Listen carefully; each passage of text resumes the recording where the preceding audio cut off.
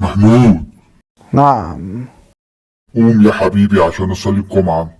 طب ادخل انت حك اتوضى وانا هقوم اهو. طيب يا ابني يا حبيبي.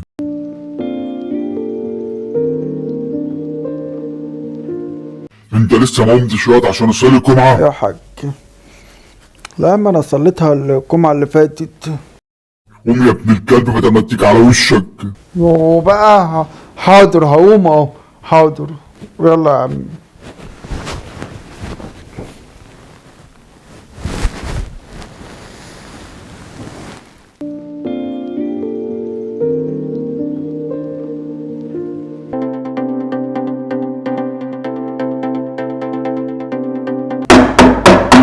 انت في الحمام؟ يعني انت عارف وبتسأل؟ ايوه في الحمام. طب بلاش لماطة ولسان طويل عشان ما اخبطكش بالباب على دماغك. يا عم اخبط يعني كده عجبك.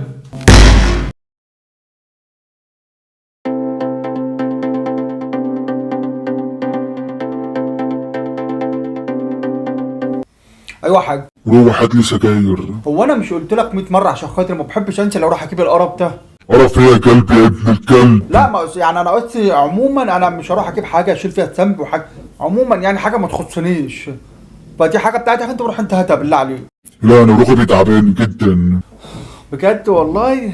وركبك وجعاك؟ ما هي مروه جارتنا لو قالت لك تعالى صلح لي التلاجه هتروح كارثه الحصان، صح ولا لا؟ وانا مش هقول لامي يعني.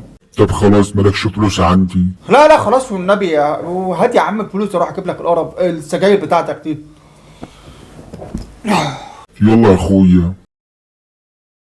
اقف عدل بدل ما اكسر مروحة على دماغك. ما انا واقف عدل اهو والله، انا ما اتكلمتش يا عم. نبخ يا اخويا نبخ، ده انا لسه هنطخك. حط الفيشة كده. حاضر.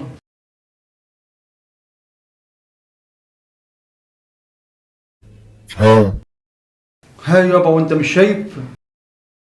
انت ما اتكهربتش؟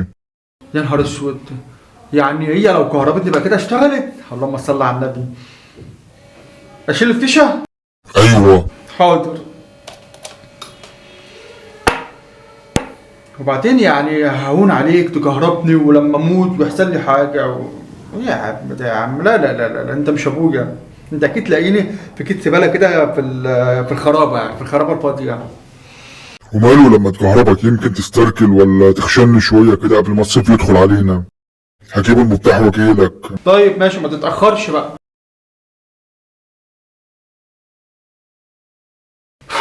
يا رب يا رب.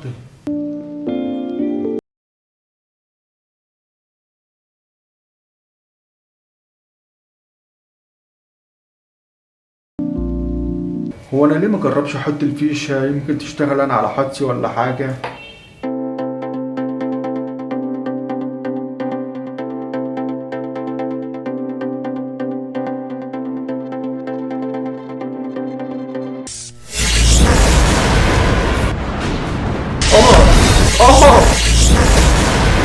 قمر الحاجه قمر.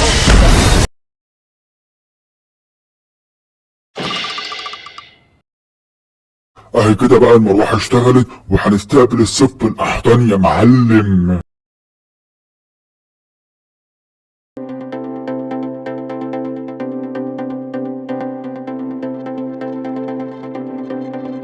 شط وشك نور ازاي لما صليتوا الجمعه؟ الجمعه برضه ولا قصدك الكهرباء؟ لماح انت سال امك يا ابن الكلب. ايه بس يابا انا كنت هموت بسببك يا عم والله، انا حاسس ان نهايتي هتبقى على ايدك. لا اطمن يا حبيبي، كهربة المروحه خفيفه زي الريشه. لا بس وشك نور والله. يا بابا بقى يوه.